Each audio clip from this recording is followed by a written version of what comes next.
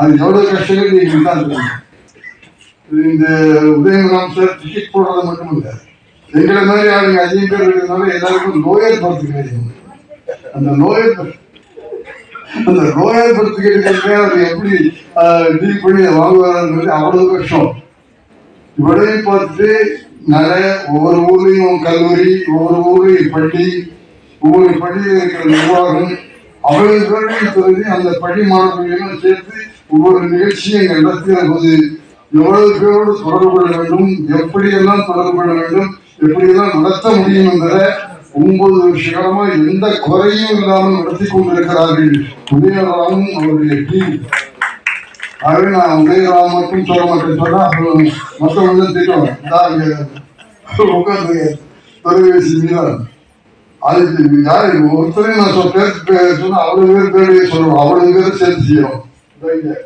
Delhi Ganesan sir நான் வர்றேன், எங்க வரணும்னு கேட்கிறாரு. உண்மையா சொன்ன அந்த ஆர்வத்தோட வர்றாங்க, சும்மா கட்டாயப்படுத்தி யாரையும் கூப்பிடுறதே இல்லை. நாங்கெல்லாம் வரோம் நாங்கெல்லாம் சொல்லிட்டு நாங்கெல்லாம் கூட போயிட்டு இருக்கோம். ஆகவே நாங்க போய் பாரதி வளர்க்கிறோம் இல்லை, எங்களுடைய நேரத்தை நல்ல நேரமாக ஆக்கி கொண்டிருக்கிறோம் என்பதை ஆகவே போய் நாங்கள் இவ்வளவு பேரை கொண்டாந்துருக்கோம்னா சும்மா இல்லை. இன்னைக்கு இங்க பேசிய மாணவர்கள், இங்க ஆடிய நடனம் ஆடிய பெண்கள், கவிதைகள்லாம் சொன்ன பிள்ளை அவ்வளவு பேரும் பாரதியை உள்ளுணர்ந்து தங்களை பாரதியாக நினைத்துக் கொண்டு பாடினார்கள். தங்களை பாரதியாக நினைத்துக் கொண்டுதான் அவருடைய பேச்சு இருந்தது. அந்த மாணவர்கள் பேசுகிறார்கள், அவர்கள் பேசவில்லை, அவர்கள் கூட புகுந்திருக்கிறாரே பாரதி, அந்த பாரதி பேசினார். ஆகவே வருங்காலத்திலே பாரதியை வாழ வைப்பதற்காக இந்த மாணவர்களை நாங்கள் தயாரித்திருக்கிறோம் என்பதை மகிழ்ச்சியோடும் பெருமையோடும் அருண் சாருக்கு முன்னாடி சொல்லுவதை நான் பெருமைப்படுகிறேன். ஏன் அருண் சார் சொல்றோம்? அருண் சார் இன்னைக்கு எங்கே இருக்காரு?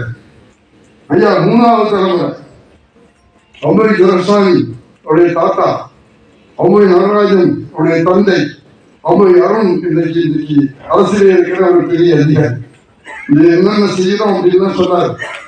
ஐயா நீங்க செய்யற அந்த உதவிகள்ல உரத்தந்தனை அமைப்பையும் சேர்த்துக் கொள்ளுங்கள், நாங்களும் அரசுக்கு துணையாக இருக்க தயாராக இருக்கிறோம் என்பதை இந்த மன்றத்திலே அவர் முன்னாடி பதிவு செய்து கொண்டு ஆசைப்படுகிறேன்.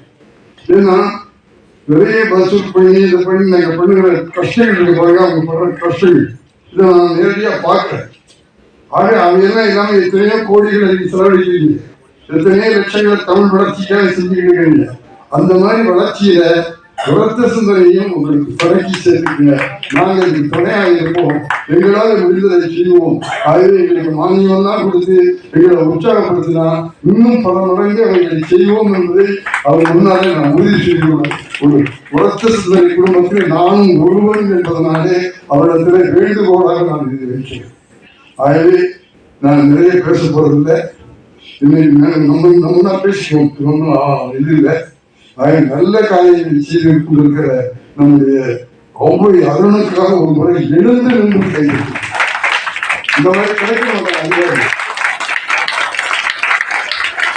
ஆகவே நம்மளோட வந்து சேர்ந்து கொண்டு நம்மள ஒருவர் வந்து நமது இலக்கிய குடும்பத்தில் நான்கும் சேர்ந்து செஞ்சுக்கிட்டு அந்த பணி நிச்சயமாக தமிழை வாழ வைக்கும், பாரதியை வாழ வைக்கும். ஆகவே அவருக்கு நம்முடைய தனிப்பட்ட நன்றியை நான் தெரிவித்துக் கொள்கிறேன். அது மாதிரி இங்கே பணியாற்றுகிற உதயமனோடு பணியாற்றிக் கொண்டிருக்கிற அத்தனை ஒத்த நண்பர்களையும் உடமாற மனமாக வாழ்த்துகிறேன். ஏன்னா அவர்கள் சின்சியரா பண்ணிட்டு இருக்கிறாங்க. ஆக அத்தனை பேருக்கு நம்முடைய மனம் பார்ப்போம். அது மாதிரி பள்ளி கல்லூரிகளில் நம்ம கலந்து கொடுத்து நிகழ்ச்சி நடத்தினாங்க. அந்த ஆசிரியர்கள், அந்த தகவலாளர்களுக்கு அவங்களுக்கு முடியுது.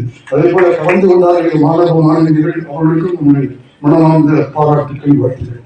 சின்ன சின்ன வேலையா நிறைய சொல்லுங்க, புஸ்தகம், அப்புறம் டிவி, தொலைக்காட்சி, இப்படி எல்லாம் பார்த்தீங்கன்னா அவருடைய வேலைகளும் நடந்துகிட்டே இருக்கு, தொடர்ந்து நடந்துகிட்டே இருக்கு. அப்படி செய்து கொண்டிருக்கிற அவ்வளவு பேருக்கும் ஒரு மூத்த இயக்குநராக, மூத்த மனிதனாக, மூத்த குடிமகனாக வாழ்க வாழ்க வாழ்க என்று உலகமாக வாழ்த்தி இந்த பணிகள் தொடருமானால்